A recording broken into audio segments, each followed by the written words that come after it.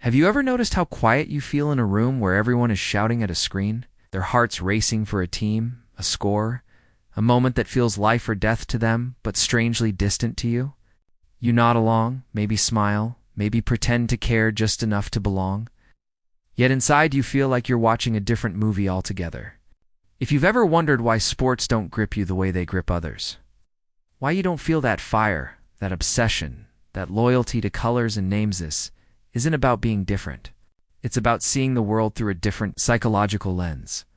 People often assume that not obsessing over sports means you're detached, boring, or missing out on some universal human experience. But the truth is more nuanced, more human, and honestly, more fascinating. Because the absence of obsession doesn't mean the absence of passion. It often means your passion is pointed somewhere else, somewhere quieter, deeper, less obvious. At its core, sports obsession taps into tribal psychology. The human brain evolved to survive in groups. We crave belonging, shared identity, a sense of us versus them. When someone wears a team's jersey, their brain lights up in the same regions associated with personal identity. Wins feel like personal victories. Losses feel like betrayal. Dopamine spikes, cortisol surges, emotions swing wildly. For many people, sports offer a socially acceptable way to feel deeply without having to explain why.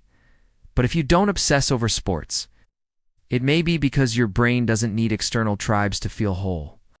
You might already have a strong internal sense of identity. You don't outsource meaning to teams or outcomes beyond your control. Instead of merging your sense of self with something external, you keep it inward, self-contained. That doesn't make you cold. It often makes you reflective. Many people who don't care much for sports are observers by nature. You watch human behavior instead of joining the chant. You notice how quickly emotions spread in a crowd, how strangers bond over shared excitement, how anger and joy pass like electricity. Where others feel the rush, you feel curiosity. And curiosity is a different kind of intelligence. There's also an emotional layer beneath this. Sports obsession allows people to release feelings they don't feel safe expressing elsewhere. Rage, joy, despair, hope, all packaged into a game.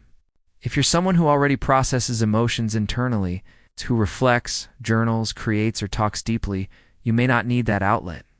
Your emotions don't need a stadium to be felt. They already have a home. Psychologically, people who don't obsess over sports often value autonomy over collective emotion. You don't like being told what matters? You resist hype, trends, and mass emotional waves. Not because you're rebellious, but because your nervous system prefers authenticity over intensity. You choose meaning, not momentum. But let's be honest, this difference can feel isolating. There are moments when you feel like you're missing a language everyone else speaks fluently.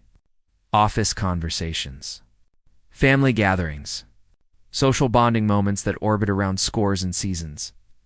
You may feel like an outsider, even when you don't want to be. And over time, that can create a quiet distance between you and others. Not because you don't care, but because you care differently. Here's the hidden truth. People who don't obsess over sports often care deeply about things that don't come with crowds or applause. Ideas, creativity, one-on-one connection, inner growth, meaningful work. You're not drawn to spectacle. You're drawn to substance. While others pour emotion into games that end after a few hours, you pour emotion into things that unfold slowly and visibly, sometimes painfully. There's also a sensitivity factor that rarely gets discussed. Sports culture is loud, aggressive, competitive. For some nervous systems, that's exhilarating. For others, it's exhausting. If you're emotionally attuned, empathetic, or introspective, constant competition and hostility can feel draining rather than thrilling. Your brain isn't wired for constant adrenaline, it's wired for depth. Yet society often labels this as a flaw. You're told to lighten up, to get into it, as if obsession were the default setting for being human. But emotional restraint is not emotional absence. Just because you don't scream at a screen doesn't mean you don't feel intensely. You may simply choose where your intensity goes. Still, there's a shadow side to this psychology.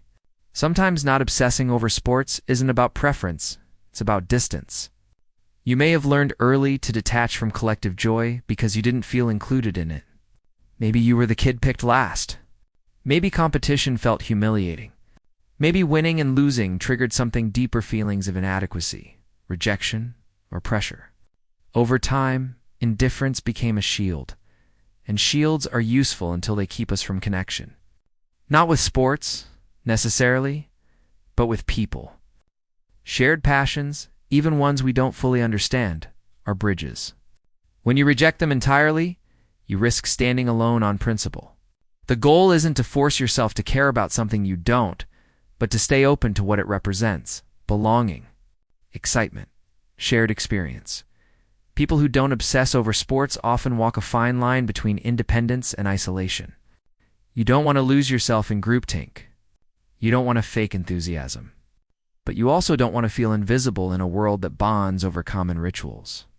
The challenge is learning how to stay authentic without building walls. There is something quietly powerful about you.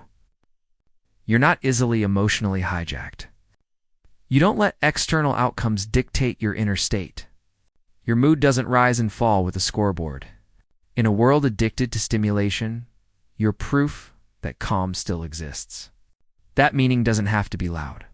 That passion doesn't have to be performative. And maybe, deep down, you sense something others don't want to admit: that obsession is often a substitute. A way to feel alive without addressing the deeper questions. Who am I? What do I care about? What gives my life meaning when the noise fades? You sit with those questions. Others drown them out with cheers. This doesn't make you superior. It makes you different. And difference is lonely until it's understood.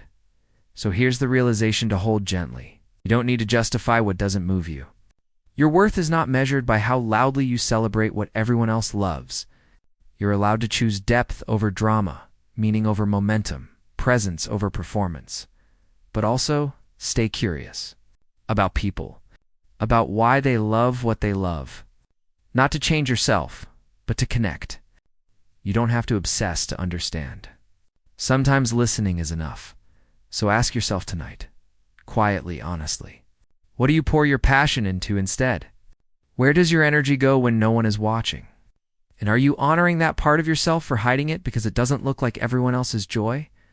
If this resonated, maybe your call to action isn't to start watching the game, but to start valuing your own way of caring. And maybe, just maybe, to let yourself connect without losing who you are.